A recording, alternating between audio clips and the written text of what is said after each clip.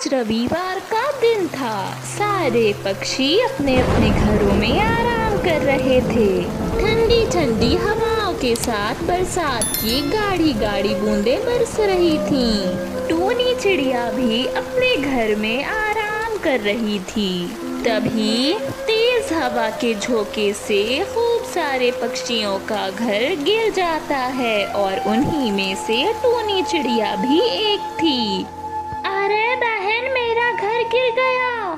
मैं बहुत उदास हूँ। मैं क्या करूँगी? हाँ हाँ हाँ बहन, मेरा घर भी गिर गया। अगर मेरा घर सही सलामत होता तो मैं तुम्हें अपने घर में रख लेती।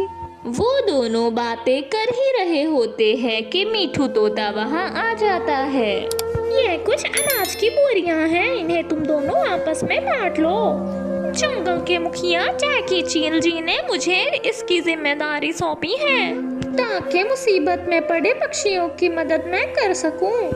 अच्छा, अब मैं चलता हूँ। मुझे आगे घरों में भी ये बांटना है। गौरी, हमारे खेत की तो सारी फसल खराब हो गई थी। ये तो मुखिया जी की अच्छाई है कि उन्होंने हमारे खाने पीने का ख्याल रखा। हाँ टूनी, बात तो तुम सही कह रही हो। वो दोनों आपस में बातें कर ही रही होती हैं कि एक बूढ़ी गरीब कबूतर उनके पास आती है। अरे तुम कौन हो और हमसे क्या चाहती हो? पहले तो तुम्हें इस गांव में कभी नहीं देखा। बेटा, मुझे तुम लोगों से कुछ नहीं चाहिए। हाँ, अगर तुम मेरी मदद कुछ अनाज से कर सकती हो। मेरी छोटी सी कुटिया थी जो इस तेज तूफान में बह गई। अब ना तो मेरे पास रहने की जगह है और ना ही कुछ खाने पीने को। तुम लोग अगर मेरी मदद कर दोगी तो तुम्हारा बहुत भला होगा। अरे मदद मदद हम आपकी कैसे करेंगे? हमारे पास तो खुद ही कुछ खाने पीने को नहीं है और हमारा घर भी नहीं है। मैं क्या आपको पागल दिखाई देती हूँ कि मैं अपना खाना आपको दान कर दूंगी? एक मिनट अम्मा, आप मेरी बात सुने। अगर आपको जरूरत है तो आप मेरा खाना ले जाएं। अरे बेटी, अगर तुम मुझे दे दोगी तो तुम खुद खाओगी क्या?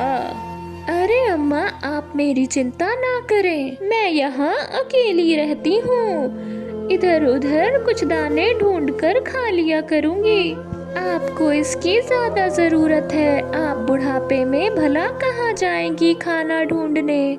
वो बूढ़ी कबूतर मीनू से खाना तो ले लेती है, पर उसे एक आम देती है और कहती है, बेटा, मुझे पता है तुम्हें आम बहुत पसंद है।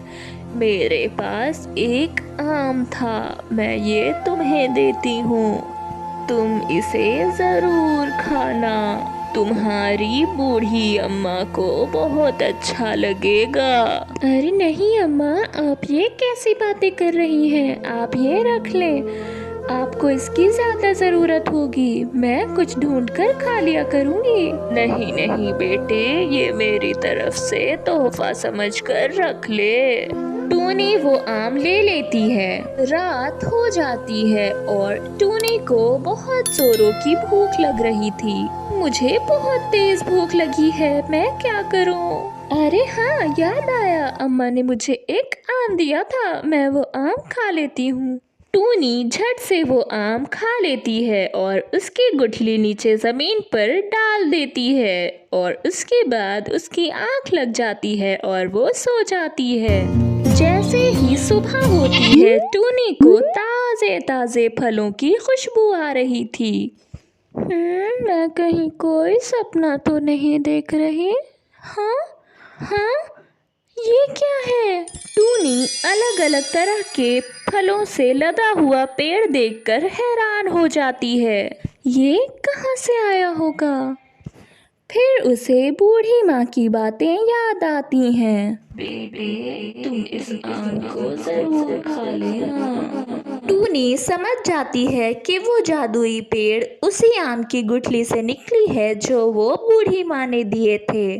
उसके बाद से उस पेड़ को पाकर टूनी की सारी गरीबी मिट जाती है और उसकी अच्छाई का बदला उसे अच्छाई ही से मिलता है।